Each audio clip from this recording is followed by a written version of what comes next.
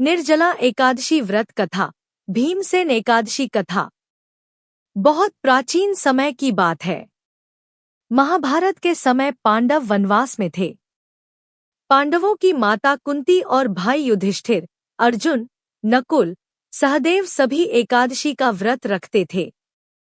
लेकिन भीमसेन को बहुत भूख लगती थी, इसलिए वे व्रत नहीं रख पाते थे।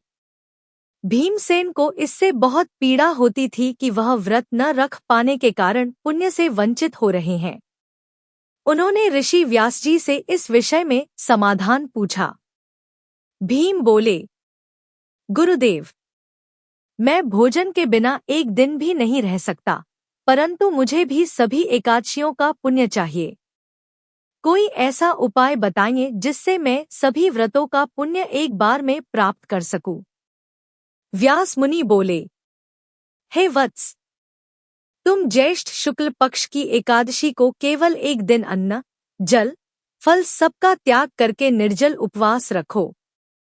इस व्रत को करने से वर्ष भर की 24 एकादशियों का पुण्य एक साथ प्राप्त हो जाएगा। यह सुनकर भीमसेन ने संकल्प लिया और बिना जल के एकादशी का कठोर व्रत किया। उन्हें तेज प्यास और भूख ने बहुत सताया, लेकिन उन्होंने धैर्य रखा।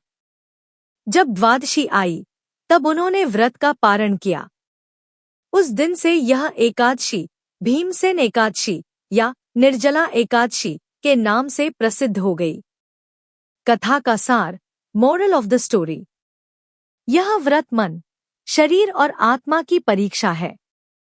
एक दिन का कठोर संयम साल भर के पुण्य का फल देता है। ईश्वर भक्ति और नियम का पालन ही सबसे बड़ा धर्म है। यदि आप अन्य एकादशियों का पालन नहीं कर सकते, तो निर्जला एकादशी अवश्य रखें।